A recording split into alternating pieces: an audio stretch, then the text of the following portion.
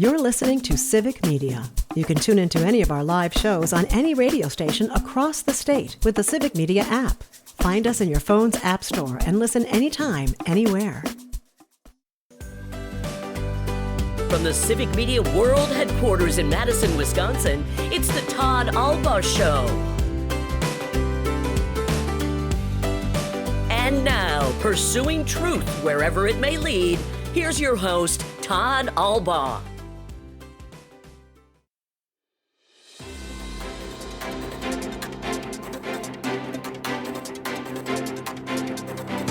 Welcome, everybody, to the Todd Albaugh Show for this Friday, October 17th, 2025. 6 minutes now past the hour of 2 o'clock. We start the show on this Friday with breaking news, along with producer-engineer Aaron Zommers. We welcome you in. Lots to get to today. But making the news headlines about an hour ago, our very own Jimmy Kuska reporting this initially as part of his role is calling sporting events for the UW-Platteville Athletic Department. Therefore, Jimmy is on the UW-Platteville official mailing list. He first let us know this news, and now Channel 3000, WISC-TV, the CBS affiliate here in Platteville.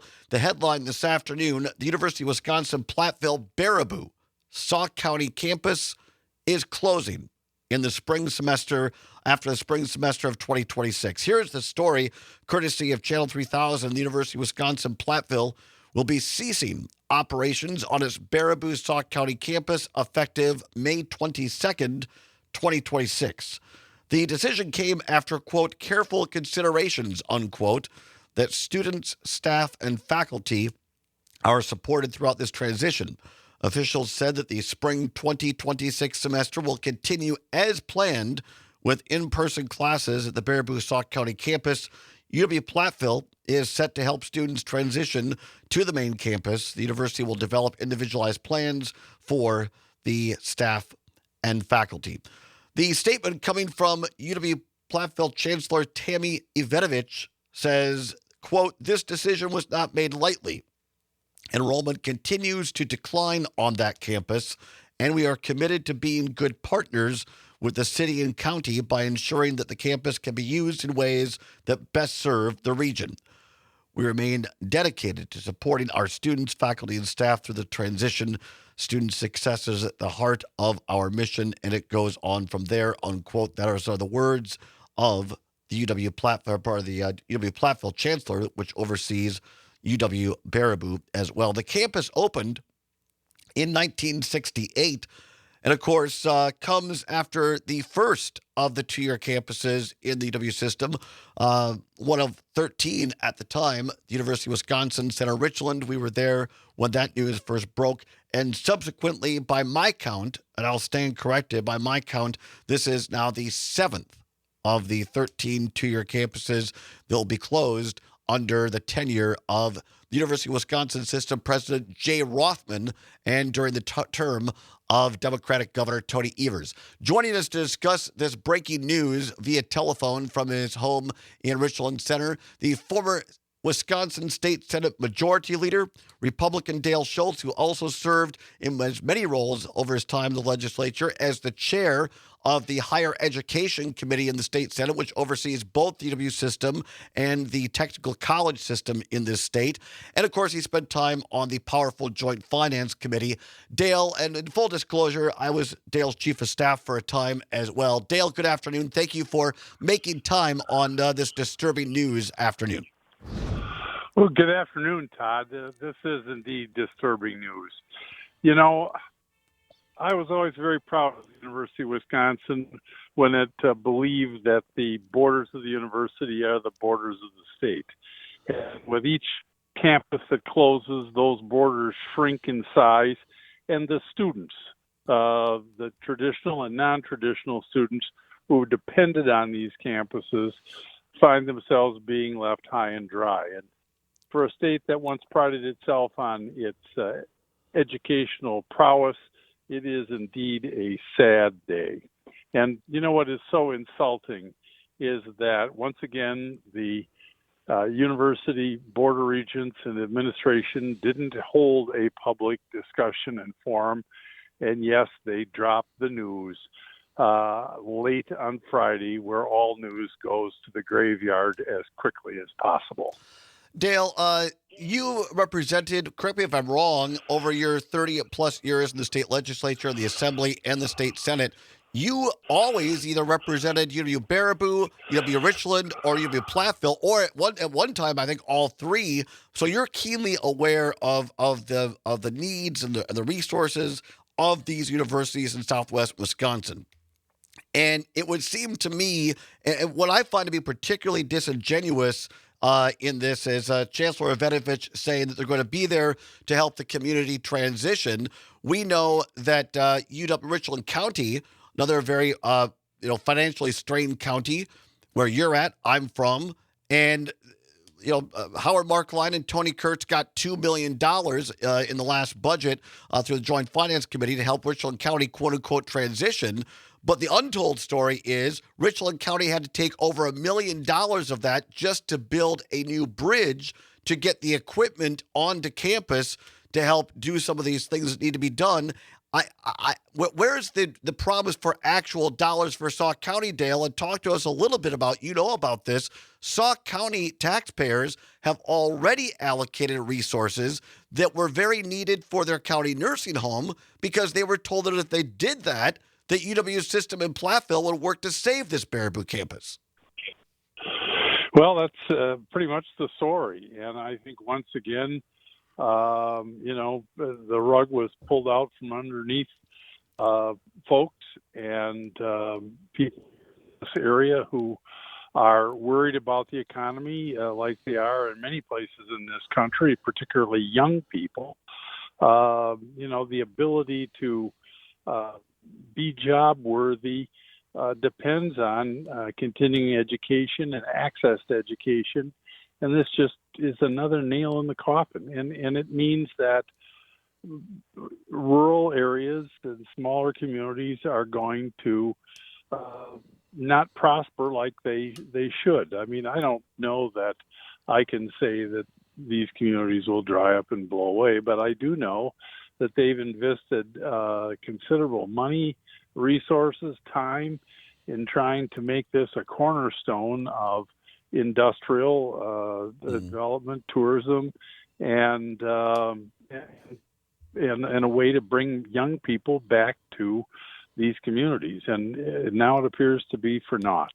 We're talking with former State Senate Majority Leader Dale Schultz of Richland Center, a Republican, also served as the chair of the Senate Higher Education Committee, about this breaking news that UW System and UW-Platteville have announced that UW-Baraboo, the two-year college there connected to UW-Platteville, will be closing after May of this coming year. Dale, one more question on this. I want to move to one other breaking news story or hot news story of the day.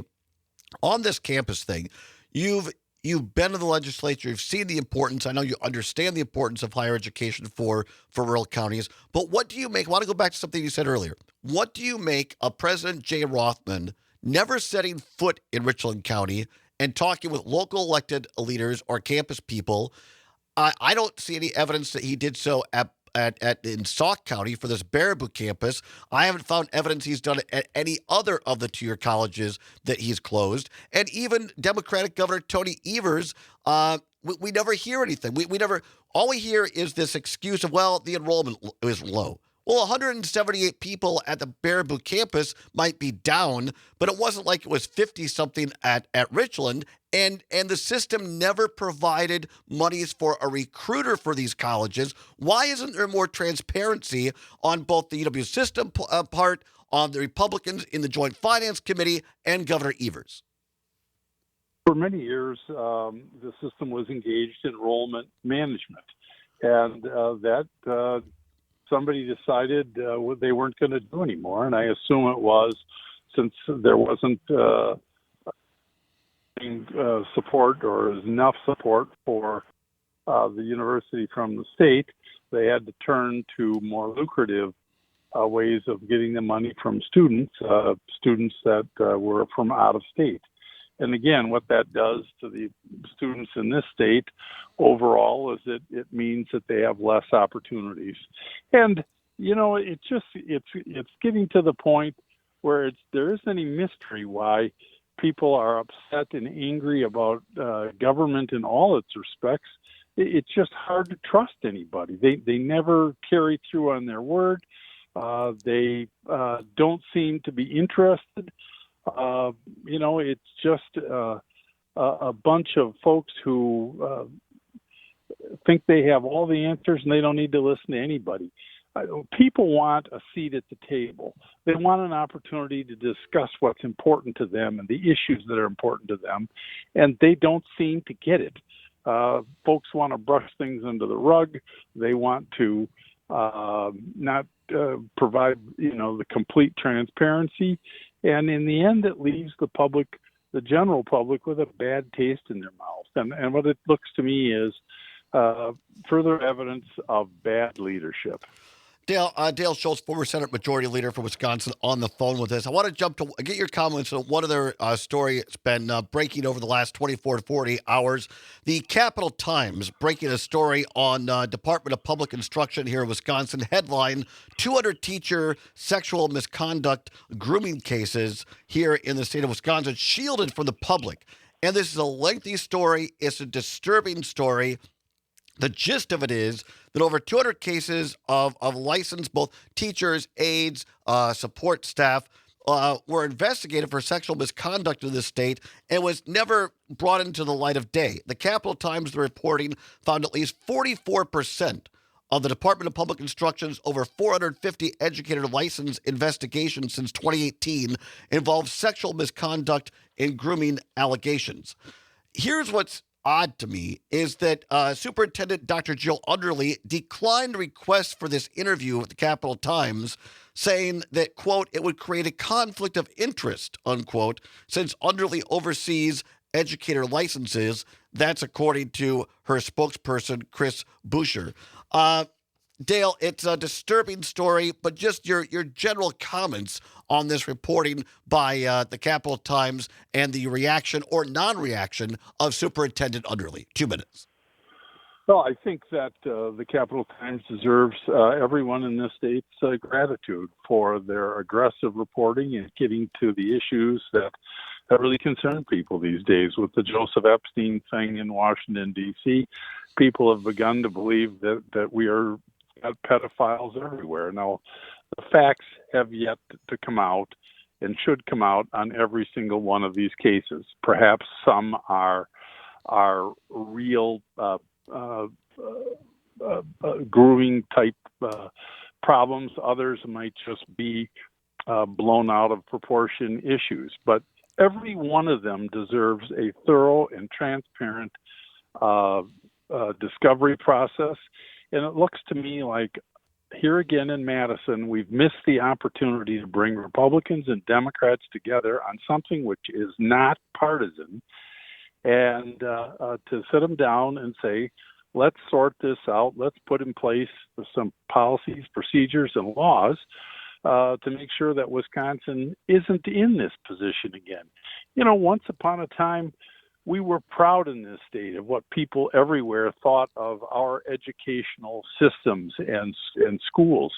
And it just seems, these two stories, again, are just more chinks in the armor that made us something that was special. And that's too bad because we're better than that. We deserve better than that. And I hope that the governor will provide the leadership and the legislature. Dale Schultz, up against the clock. Thank you very much. I appreciate your time. Come on back. We'll discuss both these breaking news stories on the Todd Albaugh Show on the Civic Media Radio Network.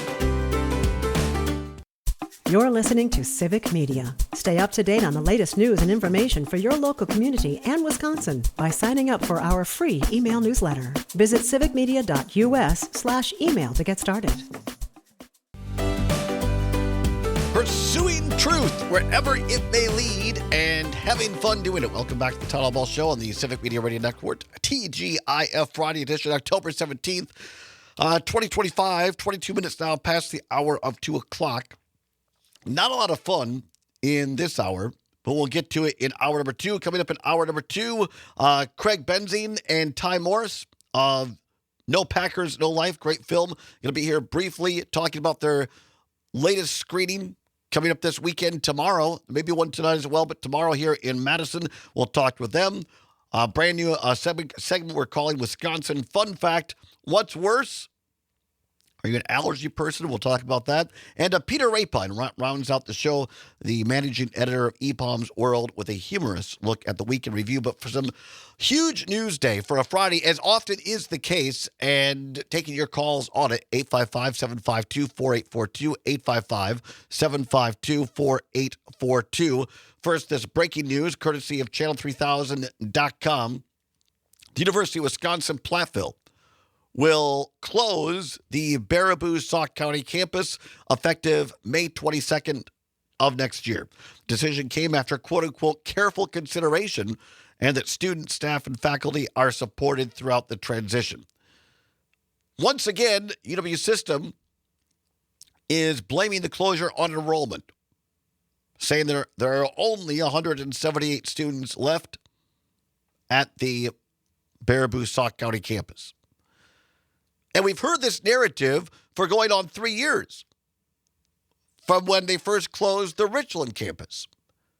But what they don't want to talk about, Jay Rothman, president of the system, what they don't want to talk about, Tony Evers in the governor's office, what most of the legislature doesn't want to talk about, both Republicans and Democrats, sans for State Senator Kelda Royce, Democrat here in Madison, who has had the temerity and the courage and leadership to go out into the state of Wisconsin and meet with communities and meet with students and speak out about this. Former Democratic State Representative Katrina Shanklin of Stevens Point did the same thing. But other than those folks, all silent. They announced these things on Friday. Nobody has a comment. Nobody has a press conference. Jay Rothman doesn't visit these communities. You don't see Tony Evers holding listening sessions in Baraboo on this. And meanwhile, higher education in this state is dying on the vine. The Wisconsin idea right now in this state looks a lot closer to the University of Wisconsin Badger football team. Partner dead. And what outrages me is they don't have the balls to go out and face the people of this state and tell them why they're doing it. They say it's enrollment. Give me a break. Because they don't fund the recruiters to get students there. I know that's for a fact. There was a missing $1 million, allegedly, a missing $1 million in the Platteville Foundation Fund after Dennis Shields left before Tammy Yovanovitch took over, and nobody wants to talk about it. And when I raise this to people, now one of them, Jeff Barant, who's no longer with President Rothman, when I raise this to their face, they look at me and say, how did you know about that? Believe me, there is a lot more going on here that Wisconsinites, voters, and taxpayers don't know about. And all I'm asking for from Evers, from Jay Rothman, just be honest. We can take it. Just be honest. Because the real people being hurt are the students and the people that people trying to go back, non-traditional students to finish their degrees. People in rural Wisconsin trying to get a degree, just make their lives better, help themselves. But everybody wants to hide behind, Friday evening, Friday afternoon press dumps. 855-752-4842. Let's go quickly to Rick. Rick, you got about 2 minutes here. Go ahead. Yeah, I was just remembering back when you and I were at Richland Center, and we had international students there. Ever since they decided to pair these two-year campuses with larger universities, the recruiting and stuff has gone down at these two-year campuses. They're not trying. And Platteville especially. They came out at the beginning and said they did not want to recruit for these two-year campuses. Correct. No, you're absolutely right, Rick, and I appreciate you calling in. Thanks for your listenership. And yeah, when we were going to the 2 years, these international programs, I just went to a celebration of life for my friend Linda Gentis, who ran the Central American Scholarship Program, a continuing education program. Vital necessities for these rural communities, for everybody, but particularly for small communities. By the way, Chris and Madison on the text line listening to us on WMDX says Dale Schultz is correct. Public education is only one example of Wisconsin's slide to mediocrity under the right-wing Republicans. I was once proud of my state, not anymore. And Chris, I don't disagree. Yes, I agree that a large part of this falls on the Republicans in the legislature and the Joint Finance Committee for not properly funding these things. But look, I'm being fair here. You got to assess some of the blame to the Democratic governor in the governor's office in the East Wing, Tony Evers. He could have drawn a line in the sand on this last budget deal for that. He chose not to. Look, that's his choice. All I'm asking for, Governor Evers, is just have the gumption to be honest with us. Just come out and say, look, I don't think we should have two-year colleges anymore.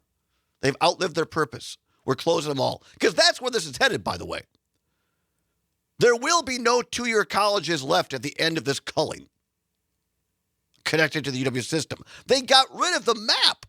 Do you realize this?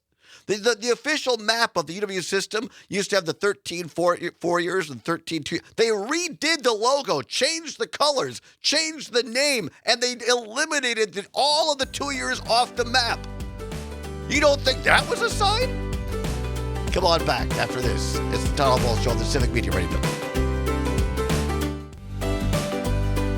Pursuing truth wherever it may lead and having fun doing it. Welcome back to the Todd Ball Show on the Civic Media Radio Network. 35 minutes past the hour of 2 o'clock on this Friday, TGIF, October 17th, 2025. A little out of voice today. I'll explain in just a little bit. Went to the doctor right before the show. It's one of these Todd stories. We'll get into that a little bit. First, want to finish up these more serious things. Talking about the news breaking this afternoon, the University of Wisconsin Platteville Baraboo at Sauk County campus. If you're not familiar, Sauk County is right below Wisconsin Dells. Most people know where Wisconsin Dells is at. Baraboo just south of that. Going to close the campus at Baraboo after the spring 2026 semester. 178 students enrolled right now. And UW System says that is why they're closing it. They call that low enrollment. Which, by the way, as someone who knows a little bit about this, as my maternal grandmother, Marge Wallace, was the first woman dean of a campus in Wisconsin at UW Richland and helped found the two-year campuses. Like, one of the concepts was a smaller class size. More specialized attention. Okay, well, maybe they say the average class size at Baraboo is 14. When I went to UW Richland, it was probably 25-ish. Somewhere between 20 and 25-ish. Some classes had maybe 35. My problem with this is they're not being honest, and they haven't been for 3 years since they closed the first one at Richland County. Because neither Jay Rothman, the president of the system, Tony Evers, or people from their administration will go on the, well, I guess Rothman sent one of his people out to Richland County. But these guys, as decision makers, as the heads, the executive, will not meet with their constituents, will not meet with taxpayers and explain what's really going on. And they don't fund recruiters to get kids to these schools like they did when I was going there. So if you're not funding recruiters, if you're the Republican legislature and you're not putting the money in there, just be honest about it. Again, where's Tony Evers' statement today calling Jay Rothman out? Haven't seen one. Don't think we will. By my count, we're on two-year school number 7 being closed. Have a town hall. Go online. Have an online hall. And have Republicans and legislative leaders sit down and explain their plan for the University of Wisconsin system. I think we're entitled at least to that. 855-752-4842. Gene, listening on Try that again, Todd. It's been one of those days. Okay. I apologize, Gene. WCFW, The Tap up in beautiful Eau Claire. Gene, thanks for holding. Go ahead. Hey, you don't have to do that every time. I love your passion, your concern, and we're all blessed to have you on the air. I want you to know that. But I have to say, not a but. All No, right. that's a good thing. It really is. And people need to be aware of this because it's happening in every single area of our lives. Our state. It's happening with physicians. It's happening with hospitals. It's happening with schools. It's happening with businesses. It's happening everywhere. And I don't know where a person just picks, unfortunately, where they can go when we got people that are serving in our state, where Scotty Walker came in and started cutting everything and doing exactly what Trump's doing in our federal government. And we got these Republicans who will not open the purse strings and help the people and do things for the people, which is really insulting and it's infuriating. So, you can pick something from every avenue of our lives, but we all need to fight back by protesting, by calling these people, and also by, and have your voice heard and think of strategies and interview the people that are running and find somebody that's really going to stand out there and they're going to fight. Because I think there's a lot of people that are really getting pooped out from fighting the non-stop battles. And also, I want to say one more thing about sexual abuse.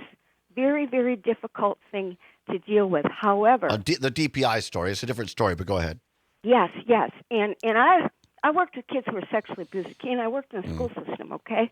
But the thing of it is that, I don't know how they do their background checks now, but they used to do really good background checks. They used to have a lot of people applying for the schools. Now there's all kinds of openings in the schools. So, we need to get back to getting qualified people and good people there. And also we need to give this some time here because they cannot impact teachers who have not committed these crimes to get their name out there, and all of a sudden, they won't be able to teach ever again if they did not do it. So it's really it's a scary thing though because this is alarming. So let me ask you quickly because you've worked in education and you're very astute. You pay attention to these things. Keep me honest. Do you think it is irrational or asking too much that our elected officials on both sides give us the truth about these campus closures? Because I think what's interesting about this is I don't hear anything from either side. This isn't, the Democrats going after Robin Vos, the Republicans, for these 2-year campus closures, or vice versa. They're both silent, and they're not criticizing each other, which to me seems very, very odd in these political times. Well, let me tell you something. If I had a list of all the things that I have very strong concerns about, where do you choose? Yeah. And how big of a population do you choose? And I feel really bad because they need help there. And the sooner we get good people in our government, maybe this will be able to rebuild from this. But we're blessed to have you on the air. We're blessed to have you as a listener. Thanks, Gene. Have a great weekend. Take care of yourself. Bye-bye. Gene in Eau Claire, WCFW The Tap. 855-752-4842. 855-752-4842. John, listening in beautiful Janesville, Wisconsin on WAUK, says this campus closure situation was all started with Ray Cross, i.e. double cross. I like that. This was their plan to make the 4-year take the blame for not funding the UW system. Thanks, John. I appreciate your listenership. John is not wrong about that. We've talked about this on this show before. Ray Cross, who was the chancellor of the 2-year colleges, the last one before they merged, and then he became president, and there was a thoughtful plan how to keep our 2-year campuses, adapt them to changing times by, I guess, the final chancellor, Kathy Sandine. And Ray Cross, then as president, shelved that, didn't let it see the light of day, and went to the Board of Regents and the 4 years and said, all right, here's the deal. You're going to get these 2-year campuses. You're going to get these 2. You don't have a choice. And he literally, from people in the room, Ray Cross, as president of the UW system, told the 4-year chancellors, quote, you're either going to sink or swim, unquote. That was the plan by Ray Cross. And clearly they're sinking.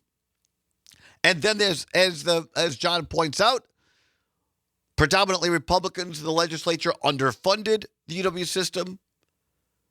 And this is where it gets weird. Tony Evers gets elected governor. Most governors appoint the Board of Regents. They're staggered terms. And so by this time now, Tony Evers had a majority of Democratic-appointed Board of Regents. So the governor essentially gets to make the call at that point who the assistant president is. And they allow Jay Rothman, former head of Foley & Lardner, huge law firm, never had any experience in education, mind you, but the head of a law firm. You know what heads of major law firms, their main job is? Cut. Bottom line. Dollars. No emotion. And that's exactly what they got in Jay Rothman. So it seems like a very odd and disturbing set of bedfellows politically in this case when it comes to the closing of the two-year schools. Because you don't hear Democrats. I mean, where is the liberal Democrats today? Where are their press statements attacking Jay Rothman? I mean, they're smart people. They don't miss an opportunity. There's been 6 closures and now today 7. Other than Kelda Royce and Katrina Shanklin, crickets. Anyway, we'll keep following this story. Obviously, I'm passionate about it. We mentioned this earlier. If you did not hear Jane Matnair and Greg Bach and Dan Schaefer this morning on Matnair on Air, I encourage you to go back and listen to the podcast. You can find it at civicmedia.us. They had an informative and good, in this case, I guess you'd say, discussion on this Capital Times story, reporting by Danielle DeCloss at the Capital Times. Came out a couple days ago here. And it details a major problem at the Wisconsin Department of Public Instruction and Dr. Jill Underly. 200 teachers of sexual misconduct cases, grooming cases, were shielded from the public. And what's particularly disturbing to me, well, first and foremost, the alleged victims here, but secondarily, the fact that the newly elected Department of Public Instruction head Jill Underly will not talk about this. Refused to talk to the Capital Times. Her spokesperson blaming it on Republicans, saying that, well, you know, we had a line item in the joint finance budget for $600,000 that would have looked at more of these types of things and addressed it. But Republicans voted it down. Fine. I blame the Republicans for that. But why in the heck? This is where Democrats are so bad at messaging. Because Republicans would have had in their satchels a press or a handout if the joint finance would have voted that down and said, okay, here's the facts. This is why Robin Vos, the Republicans, and Howard Markline are not keeping our kids safe, because they just cut $600,000 that would have kept our kids safe. But we never heard that from Underly or anybody else at DPI until now.